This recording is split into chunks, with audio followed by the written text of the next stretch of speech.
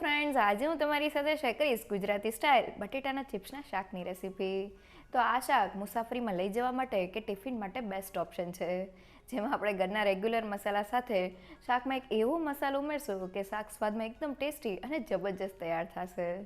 સાથે શાક બનાવવામાં એટલું સહેલું છે કે ફક્ત 5 જ મિનિટમાં બનીને તૈયાર થઈ જાય છે, જેને થેપલા કે રોટલી સાથે ખાવાની ખૂબ જ મજા આવે છે. તો ચાલો રેસીપી શરૂ કરીએ. ટેસ્ટી અને એકદમ ચટકેદાર શાક બનાવવા માટે મેં વજનમાં 500 ગ્રામ અને 5 મીડિયમ સાઇઝના બટેટા લીધેલા છે. મેં બટેટાની છાલના ભાગને કાઢીને તેને પાણીમાં રાખેલા છે, જેથી રીતે કાળા ન પડે. તો ચિપ્સને કટ કરવા માટે એક બટેટાને લઈ લઈએ. સૌથી પહેલાં બટેટાને ઊભું રાખીને છરીની મદદથી વચ્ચે કટ લગાવી દઈએ. કરેલા 2 ભાગને આડા કરી દઈએ અને હવે બટેટાની મીડિયમ થીક ચિપ્સ કટ કરી લઈએ. તો મેં બધા જ બટેટાને કટ કરી લીધેલા છે અને તેમાંથી આ રીતની મીડિયમ થીક ચિપ્સ તૈયાર કરી લીધેલી છે. અહીંયા ચિપ્સને આપણે વધુ પડતી પતલી કે વધુ પડતી જાડી નથી રાખવાની. અને હવે શાકમાં એડ કરવાની એક મસાલા પેસ્ટ બનાવવા મિક્સિંગ બાઉલમાં અડધી ચમચી હળદર પાવડર, 1 ચમચી લાલ મરચું પાવડર, 1 ચમચી ધાણા જીરું પાવડર, સ્વાદ પ્રમાણે મીઠું, અડધી ચમચી ગરમ મસાલા પાવડર અને શાકને ચટપટો સ્વાદ દેવા માટે અડધી ચમચી આમચૂર પાવડર અને બધા જ ટેસ્ટને બેલેન્સ કરવા માટે 1 ચમચી ખાંડ એડ કરી દઈએ. તમે તેની જગ્યાએ ગોળનો ઉપયોગ પણ કરી શકો છો. સાથે મસાલા સાતળતી વખતે વઘારમાં મળે નહીં તેના માટે 1/4 કપ જેટલું પાણી એડ કરી દઈએ અને બધા જ મસાલાને મિક્સ કરી લઈએ. તો મસાલામાં થોડું પાણી એડ કરવાથી મસાલા સારી રીતે ફૂલી જાય છે. તો બધી વસ્તુ મિક્સ થઈને આપણી મસાલા પેસ્ટ તૈયાર થઈ ગઈ છે. તો જનરલી શાક બનાવતી વખતે આપણે મસાલાને ડાયરેક્ટ શાકમાં જ એડ કરી દેતા હોય છે, પણ આ રીતના જ્યારે આપણે મસાલા પેસ્ટ બનાવીએ છીએ ત્યારે મસાલા એકદમ સારી રીતે એકબીજા સાથે ભળી જાય છે. સાથે મસાલા પેસ્ટને લીધે શાકનો સ્વાદ એકદમ વધી જાય છે અને મસાલા પેસ્ટ જ્યારે તેલમાં સતળાય છે ત્યારે તે શાક ઉપર એકદમ સરસ કોટ થઈ જાય છે.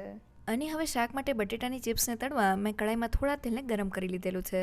ગરમ તેલમાં બટેટાની ચિપ્સને એડ કરી દઈએ અને મીડિયમ ગેસની ફ્લેમ પર તેને તળી લઈએ. તો બટેટાની ચિપ્સને તળતી વખતે આપણે ગેસની ફ્લેમ વધુ પડતી ધીમી કે વધુ પડતી હાઈ નથી રાખવાની. અને હવે તળતી વખતે બટેટાની ચિપ્સને બહારથી ક્રિસ્પી કોટિંગ દેવા માટે મેં વાટકીમાં થોડું પાણી લઈ લીધેલું છે. તેમાં મીઠું એડ કરીને તેને સારી રીતે મિક્સ કરી લઈએ. હવે મીઠા અને પાણીવાળા મિક્સરને બટેટાની ચિપ્સ ઉપર એડ કરી દઈએ અને તેને સારી રીતે મિક્સ કરી લઈએ. તો ચિપ્સને તળતી વખતે ઉપરથી થોડું મીઠાવાળું પાણી એડ કરવાથી ચિપ્સની ઉપર એક ક્રિસ્પી કોટિંગ થઈ જાય છે. સાથે તળાવાને લીધે ચિપ્સમાં રહેલો મોઇશ્ચરનો ભાગ એટલે કે પાણીનો ભાગ નીકળી જાય છે અને આપણું શાક 2 થી 3 દિવસ સુધી સારું રહે છે. તો લગભગ 5 થી 7 મિનિટ જેવું થઈ ગયું છે અને ચિપ્સને જોઈએ તો તે ઉપરથી થોડી ગોલ્ડન બ્રાઉન થઈ ગઈ છે. છરીની મદદથી ચેક કરીએ તો તે 80% જેવી કૂક થઈ ગઈ છે. મીન્સ એ સારી રીતે તળાઈ ગઈ છે. તો હવે તેને જારામાં લઈ લઈએ. તો મેં બધી જ ચિપ્સને તળી લીધેલી છે. તો શાકમાં આપણે બટેટાની ચિપ્સને તળીને એડ કરેલી છે. બટેટાની ચિપ્સને તળતી વખતે આપણે તેમાં થોડું મીઠા અને પાણીવાળું મિક્સર એડ કરેલું છે, જેનાથી ચિપ્સ ઉપર એક ક્રિસ્પી કોટિંગ તૈયાર થાય છે અને ચિપ્સનો સ્વાદ શાકમાં એકદમ વધી જાય છે. સાથે તળવાને લીધે ચિપ્સ 80% જેવી કૂક પણ થઈ જાય છે. અહીંયા ચિપ્સને બાફીને કે પછી તેલમાં સાતળીને એડ કરવાની જગ્યાએ જો આપણે આ રીતના તળીને એડ કરીએ છીએ તો શાકમાં તેનો સ્વાદ એકદમ વધી જાય છે અને શાક લાંબા સમય સુધી સારું રહે છે. અને હવે શાક વઘારવા માટે મેં વધારાના તેલને કાઢીને ફક્ત 3 મોટી ચમચીલું તેલ રાખેલું છે.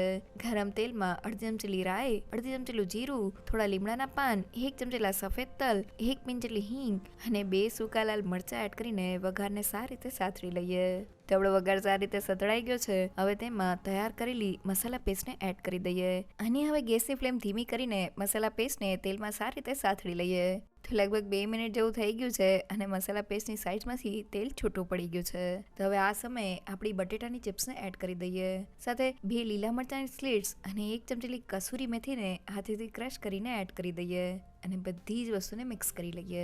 તો અહીંયા આપણે મસાલા પેસ્ટમાં અને ચિપ્સને તળતી વખતે મીઠું એડ કરેલું છે, એટલે હું વધારાનું મીઠું એડ નથી કરતી. તો તમે જોઈ શકો છો કે ચિપ્સ એકદમ સારી રીતે મસાલા સાથે મિક્સ થઈ ગઈ છે અને મસાલાનું એકદમ સરસ કોટિંગ આપણી બટેટાની ચિપ્સ ઉપર તૈયાર થઈ ગયું છે. તો મસાલા બટેટાની ચિપ્સને એકદમ સારી રીતે કોટ થઈ ગયા છે, પણ હજી આપણે શાકમાં એક એવો મસાલો ઉમેરવાનો છે કે જેનાથી શાકનો સ્વાદ એકદમ વધી જશે.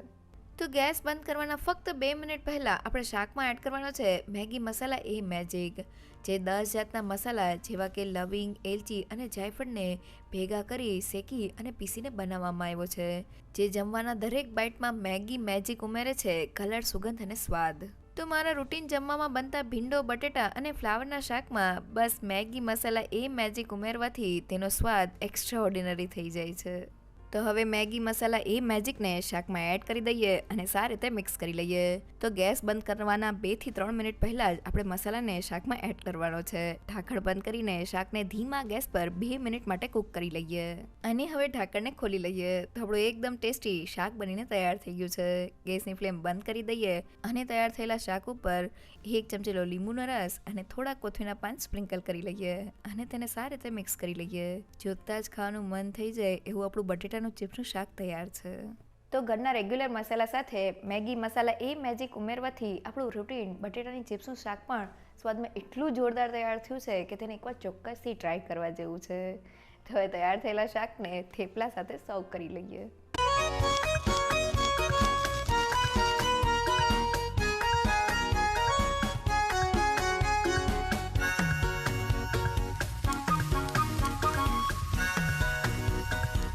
તો ફક્ત 5 થી 10 મિનિટમાં તૈયાર થતું બટેટાનું ચિપ્સનું શાક મુસાફરીમાં લઈ જવા માટે કે ટિફિન માટે બેસ્ટ ઓપ્શન છે. તૈયાર થયેલા શાકમાં મેગી મસાલા એ મેજિક ઉમેરવાથી બટેટાનું રેગ્યુલર ચિપ્સનું શાક પણ સ્વાદમાં એકદમ ટેસ્ટી તૈયાર થાય છે. જો તમને મારી આજની રેસીપી ગમી હોય તો મને કમેન્ટ સેક્શનમાં જરૂરથી કહેજો.